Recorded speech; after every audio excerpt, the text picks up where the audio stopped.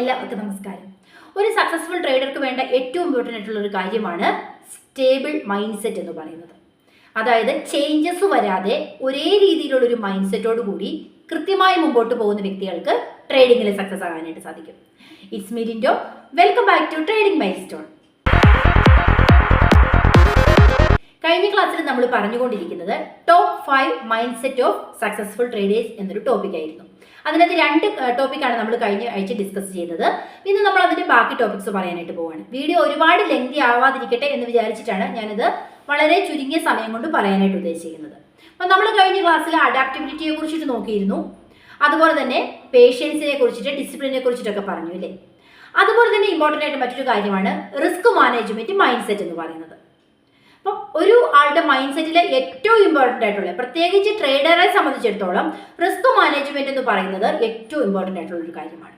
കാരണം നമ്മുടെ risk correct manage ചെയ്യാൻ അറിയാവുന്ന ഒരു വ്യക്തിക്ക് മാത്രമേ കറക്റ്റ് പ്രോഫിറ്റിൽ ഒരു സ്റ്റെബിലിറ്റി കൈവരിക്കാനായിട്ട് സാധിക്കത്തുള്ളൂ. ഒരു സ്റ്റെബിലിറ്റി വരുന്ന ഒരു ടൈമിലാണല്ലോ, അല്ലെങ്കിൽ ഒരു കൺസിസ്റ്റൻസി എന്ന് വേണമെങ്കിൽ പറയാം, കൺസിസ്റ്റന്റ് ആയിട്ട് മുമ്പോട്ട് പോകാൻ പറ്റുക എന്നുള്ളതാണ് ഈ ഒരു ഫീൽഡിൽ നിൽക്കാൻ ഏറ്റവും ബെറ്റർ ആയിട്ടുള്ള ഒരു മാർഗം എന്ന് പറയുന്നത്.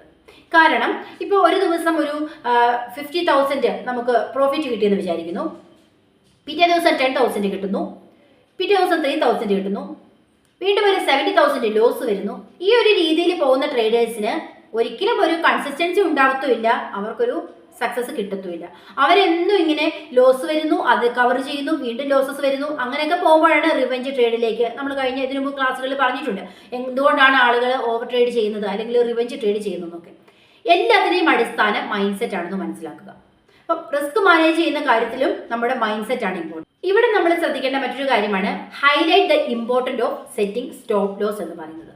ശരിക്കും റിസ്ക് മാനേജ് ചെയ്യുന്ന എവിടെയാണ്? പ്രോപ്പർ ആയിട്ടുള്ള സ്റ്റോപ്പ് ലോസുകൾ നമുക്ക് സെറ്റ് ചെയ്യാൻ സാധിക്കുമ്പോഴാണ്. പല ട്രേഡേഴ്സും സ്റ്റോപ്പ് ലോസ് മൈൻഡിൽ സെറ്റ് ചെയ്യുന്ന വ്യക്തികളാണ്. അപ്പം എന്തുകൊണ്ട് നിങ്ങൾ സ്റ്റോപ്പ് ലോസ് സെറ്റ് ചെയ്തില്ല, ഇത്രയും ഹ്യൂജ് ലോസസ് എന്തുകൊണ്ടാണ് നിങ്ങൾക്ക് വന്നത് എന്ന് ചോദിക്കുമ്പോൾ ആളുകൾ പറയുന്നത് ഇങ്ങനെയാണ്, സ്റ്റോപ്പ് ലോസ് എൻ്റെ മൈൻഡിലാണ് ഞാൻ സെറ്റ് ചെയ്ത് വെച്ചിരിക്കുന്നത്. എങ്ങനെയാണ് മൈൻഡിൽ സ്റ്റോപ്പ് ലോസ് സെറ്റ് ചെയ്ത് വെച്ചിട്ട് അതിൽ നമുക്ക് നിലനിൽക്കാനായിട്ട് സാധിക്കുന്നത്? നമ്മളെല്ലാവരും ഹ്യൂമൻസ് ആണ്, നമുക്ക് ഇമോഷൻസ് ഉണ്ട്, ഇമോഷൻസ് മാറി മാറി വരും.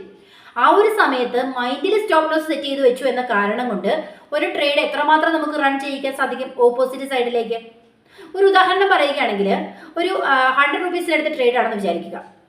100 റുപ്പീസ് പ്രൈസിലെടുത്ത് ട്രേഡാണ്, മാർക്കറ്റ് പ്രൈസിൽ. നമ്മുടെ ടാർഗറ്റ് 120 ആണ്. ഓക്കെ, അപ്പോൾ അതിന് എത്രയായിരിക്കണം സ്റ്റോപ്പ് ലോസ്? അതൊക്കെ ഓരോരുത്തരുടെ സ്റ്റോപ്പ് ലോസ് അവരുടെ ട്രേഡിംഗ് രീതിക്കും സ്റ്റൈലിനും അനുസരിച്ചിട്ടായിരിക്കും.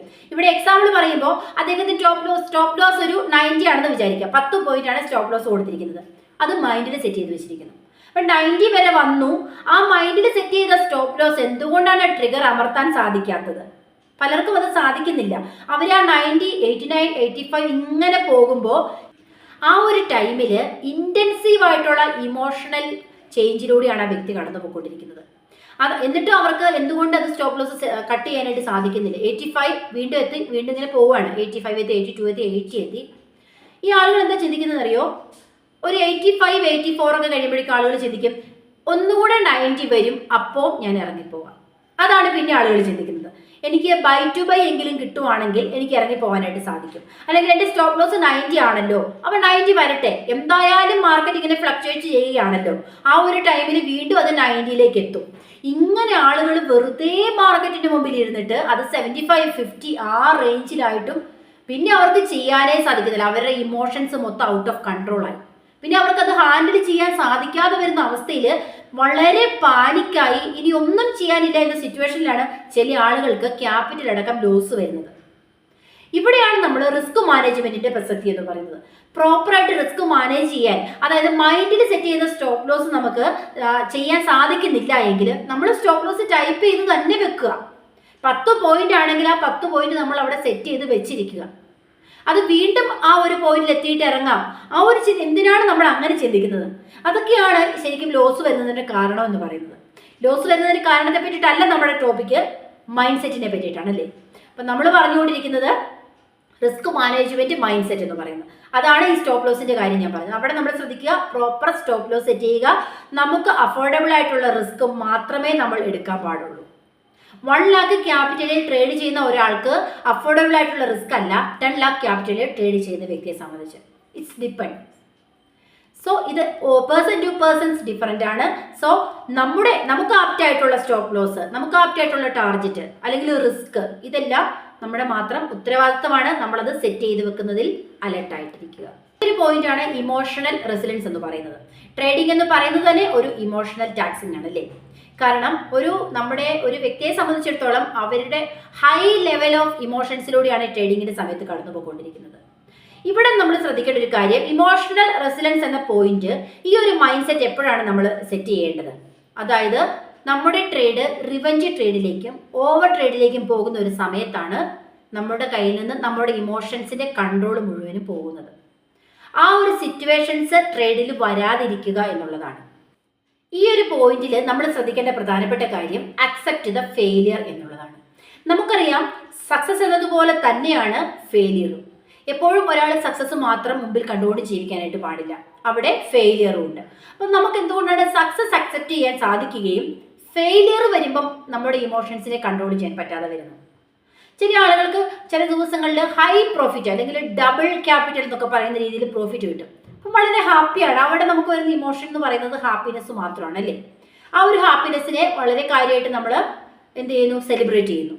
എന്നാൽ നമുക്കൊരു ലോസ് വരുമ്പോൾ, ഒരു ചെറിയ ലോസ് ആയിക്കോട്ടെ, അവിടെ നമുക്ക് വരുന്ന ഇമോഷൻ എന്ന് പറയുന്നത് ഒരു സാഡ്നെസ് ആയിരിക്കുമല്ലോ. സ്വാഭാവികമായിട്ടും ഒരു സാഡ്നെസ് ആയിരിക്കും. ആ ഒരു സാഡ്നെസ്സിനെ അവിടെ അക്സെപ്റ്റ് ചെയ്താൽ നമുക്ക് ആ ദിവസം അവിടെ ഹാൻഡിൽ ചെയ്യാൻ സാധിക്കും. എന്നാൽ ഈ സാഡ്നെസ്സിനെ അവിടെ അക്സെപ്റ്റ് ചെയ്യാതെ നമ്മുടെ മൈൻഡ് മാറുകയാണ് റിവെഞ്ചിലേക്ക് അല്ലെങ്കിൽ ആങ്കറിലേക്ക്. നമ്മുടെ ഇമോഷൻസ് ചേഞ്ച് ആവുകയാണ്.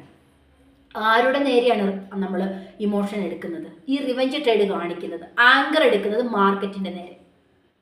ഒരിക്കലും നമ്മുടെ ഇമോഷൻസ് അനുസരിച്ച് സഞ്ചരിക്കുന്ന ഒരാളല്ല മാർക്കറ്റ് എന്ന് മനസ്സിലാക്കുക. മാർക്കറ്റിന്റെ ഗതിക്ക് ദിശയ്ക്ക് അനുസരിച്ചിട്ട് മാത്രമേ മൂവ് ചെയ്യുള്ളൂ. ഇങ്ങനെ ചില കാര്യങ്ങൾ നമ്മൾ അക്സെപ്റ്റ് ചെയ്യേണ്ടതായിട്ടുണ്ട്.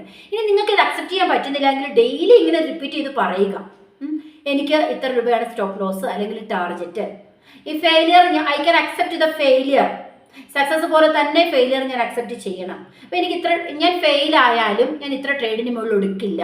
ആ ഒരു ചിന്തയൊക്കെയാണ് നമ്മളിവിടെ ക്രമീകരിക്കേണ്ടതായിട്ടുള്ളത്. അപ്പം ഒരു ദിവസം ഇത്ര ട്രേഡ് ഫെയിലാണോ? ഓക്കെ, ഇന്നത്തെ ദിവസം ഞാൻ ഫെയിലാണ്, ശരി. അതാണ് ട്രേഡിംഗ് എന്ന് പറയുന്നത്. അല്ലാതെ സക്സസ് മാത്രമല്ല ട്രേഡിംഗ്. ട്രേഡിംഗ് എന്ന് വെച്ചാൽ നമ്മൾ സിസ്റ്റത്തിന് മുമ്പിൽ ഇരിക്കുന്നു, പൈസ ഇങ്ങനെ വാരി കൂട്ടുന്നു എന്നുള്ള രീതിയേ അല്ല. ആ ഒരു മൈൻഡോട് കൂടി ട്രേഡിംഗ് ഫീൽഡിലേ നിൽക്കേണ്ട നമ്മൾ. ഫെയിലിയർ വന്നു, ഓക്കെ, സിസ്റ്റം ഓഫ് ചെയ്യുക. ഇന്ന് ഫെയിലിയർ ആയിരുന്നു, അതിനെ നോർമൽ രീതിയിൽ അക്സെപ്റ്റ് ചെയ്ത് നോക്കൂ. നമുക്ക് വളരെ നന്നായിട്ട് ഇമോഷൻസിനെ ഹാൻഡിൽ ചെയ്യാനായിട്ട് സാധിക്കും. ഇമ്പോർട്ടൻ്റ് ആയിട്ടുള്ള ഒരു കാര്യം തന്നെയാണ് കണ്ടിന്യൂസ് ലേണിംഗ് ആൻഡ് ക്യൂരിയോസിറ്റി എന്ന് പറയുന്നത്. So it's better to keep a trading journal with you. നിങ്ങൾക്ക് ആർക്കെങ്കിലും ട്രേഡിംഗ് ജേർണൽ ഉണ്ടോ? എനിക്കുണ്ട്. അതുകൊണ്ടാണ് ഞാൻ ധൈര്യമായിട്ട് പറഞ്ഞത്. എവറി ഡേ നമ്മൾ അന്നത്തെ ദിവസത്തെ ട്രേഡിങ് കറക്റ്റായിട്ട് നമ്മൾ എഴുതി വെക്കാനായിട്ട് നമുക്കൊരു ജേർണൽ ഉണ്ടാവണം. അതായത് നമ്മൾ എത്ര ട്രേഡ് എടുത്തു, എത്ര ട്രേഡിൽ ലോസ് വന്നു, എത്രമാത്രം ലോസ് ആയിരുന്നു, നമുക്ക് അഫോർഡബിൾ എത്രയാണ്, നമുക്ക് എത്ര ലോസ് വന്നു, സ്റ്റോപ്പ് ലോസ് സെറ്റ് ചെയ്യാൻ പറ്റിയോ. ഒരു 7 ഡേയ്സിൽ നിങ്ങൾ ട്രേഡിംഗ് ജേർണൽ എഴുതി നോക്കൂ. ഒരുപാടൊന്നും വേണ്ട, ഒരു 7 ഡേയ്സിൽ ട്രേഡിംഗ് ജേർണൽ സെറ്റ് ചെയ്ത് നോക്കൂ. അതായത് നമുക്കപ്പോൾ നമ്മുടെ തന്നെ ഒരു റിവ്യൂ എടുക്കാനായിട്ട് സാധിക്കും. ലാസ്റ്റ് വീക്കിൽ നമ്മുടെ ട്രേഡ് എങ്ങനെയായിരുന്നു, ഏത് രീതിയിലാണ് പോയത്. അപ്പോൾ അത് 2 ആഴ്ച എഴുതുകയാണെങ്കിൽ നമുക്ക് തന്നെ മനസ്സിലാക്കാൻ സാധിക്കും നമ്മുടെ ട്രേഡിങ്ങിന് വന്ന ഡിഫറൻസ് എന്തൊക്കെയാണെന്ന്. എന്നാൽ കണ്ടിന്യൂസ്ലി ലേണിംഗ് ഉള്ള ഒരു വ്യക്തിയെ സംബന്ധിച്ചിടത്തോളം, അല്ലെങ്കിൽ ഒരു മാർക്കറ്റിനെ ക്യൂരിയോസിറ്റിയോടെ വാച്ച് ചെയ്യുന്ന വ്യക്തിയെ സംബന്ധിച്ചിടത്തോളം, അവരുടെ ട്രേഡിംഗ് ജേർണലിൽ കണ്ടിന്യൂസ്ലി ഒരു ഇമ്പ്രൂവ്മെന്റ് നമുക്ക് പ്രതീക്ഷിക്കാൻ സാധിക്കും. കാരണം അവർ മാർക്കറ്റിൽ നടക്കുന്ന ചേഞ്ച് അനുസരിച്ച് അവരുടെ സിസ്റ്റംസും സ്ട്രാറ്റജീസും ചേഞ്ച് ചെയ്തുകൊണ്ടിരിക്കും. അങ്ങനെയുള്ളവരെ സംബന്ധിച്ചിടത്തോളം ട്രേഡിങ് വളരെ ഈസി ജോബായിട്ട് മാറും. അത് പെട്ടെന്ന് സാധിക്കില്ല, വളരെ സ്ലോ ആൻഡ് സ്റ്റഡി ഗ്രോത്ത് എന്ന് വേണമെങ്കിൽ നമുക്കിതിനെ വിശേഷിപ്പിക്കാവുന്നതാണ്. അപ്പം ഇതാണ് 5 മൈൻഡ് സെറ്റ് നമ്മൾ കംപ്ലീറ്റ് ചെയ്യുകയാണ്. 5 മൈൻഡ് സെറ്റ്, ഒരു ട്രേഡർക്ക് ആവശ്യമായിട്ടുള്ള 5 സൈക്കോളജിക്കൽ മൈൻഡ് സെറ്റിനെ കുറിച്ചിട്ട് വളരെ കുറഞ്ഞ രീതിയിൽ, ഏറ്റവും ഷോർട്ടായിട്ട്, ഇതിലും ഷോർട്ടായിട്ട് പറയാനായിട്ട് സാധിക്കില്ല, വളരെ ലോങ് ആയിട്ടുള്ള സബ്ജക്റ്റ് ആണ്. വളരെ ചുരുങ്ങിയ സമയം കൊണ്ട് 2 വീഡിയോയിലൂടെ നിങ്ങളിലേക്ക് എത്തിക്കാൻ സാധിച്ചതിൽ എനിക്ക് വളരെ സന്തോഷമുണ്ട്. എന്തെങ്കിലും ഡൗട്ട് കാര്യങ്ങളൊക്കെ ഉണ്ടെങ്കിൽ കമന്റ് ആയിട്ട് പറയുക. വീഡിയോ വാച്ച് ചെയ്യുന്നതിൽ സന്തോഷം. Thank you.